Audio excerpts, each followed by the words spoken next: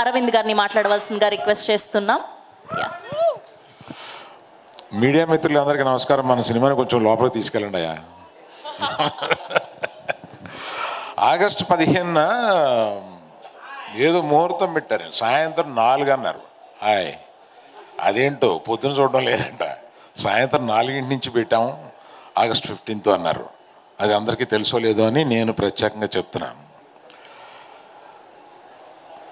నిఖిల్ రెడ్డి నువ్వున్నావా? ఎంత హీరో అయినా, ఎంత మా బ్యానర్ అయినా కూడా for coming here I should thank you. తర్వాత మన పాప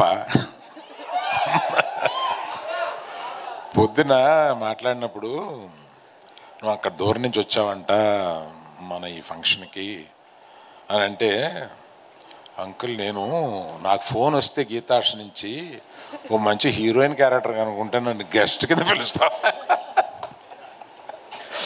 But at the same time, I am telling you, you are going to do a very good character in our banner. Nice of you. Thank you. నువ్వు ఇంకేదో ఒకటి డిన్నర్కి వెళ్ళాలన్నావు కదా, నువ్వు వెళ్ళిపో, పర్లేదు. Right, okay. Thank you Sreeleela garu, thank you so much. Thank you. అలాగే వచ్చిన యంగ్ డైరెక్టర్స్ వీళ్ళందరికీ థ్యాంక్ యూ వెరీ మచ్.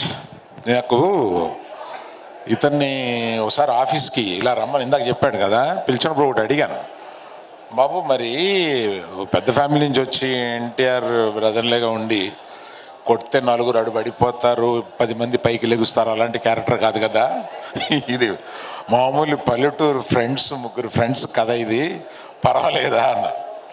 మరి ఏం చెప్పాడో తర్వాత ఎన్టీఆర్ గారితో మాట్లాడినప్పుడు, ఎవడ కష్టం పడాలండి ఏ ఫ్యామిలీ నుంచి వచ్చినా కూడా, ఎవడి డాష్ డాష్ వాడే అని అన్నాడు.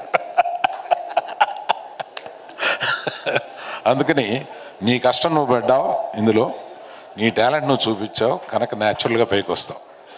అలాగే అమ్మాయి కూడా చాలా, నేను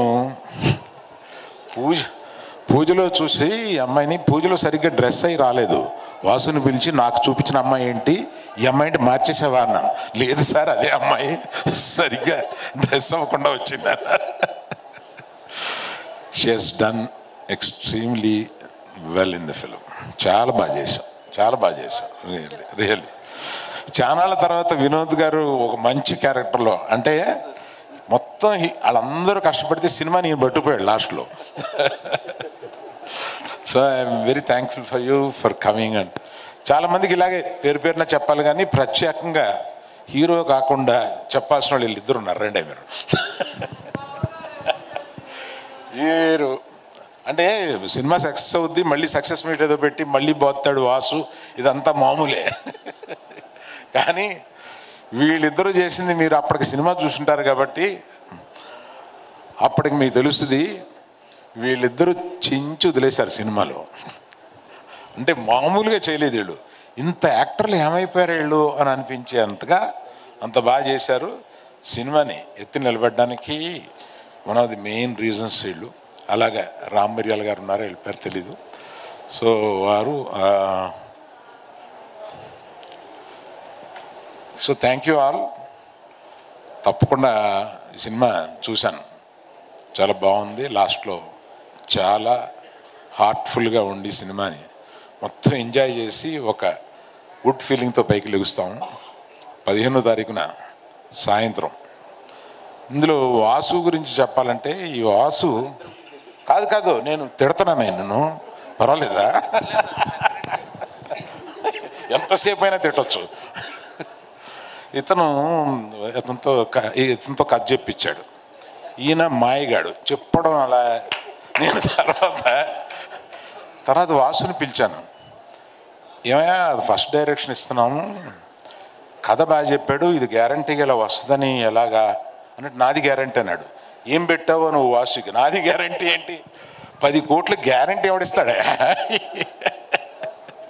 నాది గ్యారంటీ అన్నాడు. కానీ రషెస్ చూసిన తర్వాత నీ గ్యారంటీ అర్థమైందా. కాకపోతే నువ్వు ఫస్ట్లో బడ్జెట్ చెప్పేటప్పుడు, బడ్జెట్లో మెయిన్ సార్ వర్షం కాని టైంలో తీస్తున్నాం, వర్షానికి 1 crore అని ఇచ్చాడు, అంతకన్నా ఎక్కువ ఖర్చు పెట్టాడు. వర్షానికి బడ్జెట్ ఇచ్చిన ప్రొడ్యూసర్. అలాగే అది మీరు ఏమన్నారు అర్థమైంది సార్. ఆఫీసర్ మధ్యలో ఒక బడ్జెట్ ఇచ్చి దాన్ని డబల్ చేసామనే కదా. ఇప్పుడే ఆయన ఏదో నెంబర్ చెప్తే మిస్ అయ్యాను, 0లో కొంచెం వీక్ అంతే సార్. అదే సార్, ప్రొడ్యూసరే కదండి, అది నెంబర్లో మరి అలా చెప్తే ఎలాగ సార్ మీరు? ఇప్పుడు అల్లు అర్జున్ గారు ట్వీట్ చేసిందండి, 6 million వెళ్ళింది సార్, ఇప్పుడు చూస్తే 9 million అయింది. మీరు 6 lakhs అన్నారు.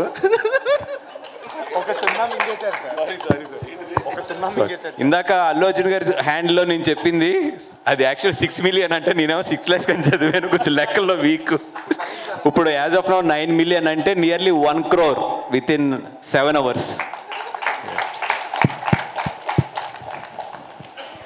సో ఈ టైటిల్ జస్టిఫికేషన్ ఫ్రెండ్కి హెల్ప్ చేయాలనుకున్నాడు, అలాగే నీకు హెల్ప్ చేశాడు అనమాట. Very good, thank you all.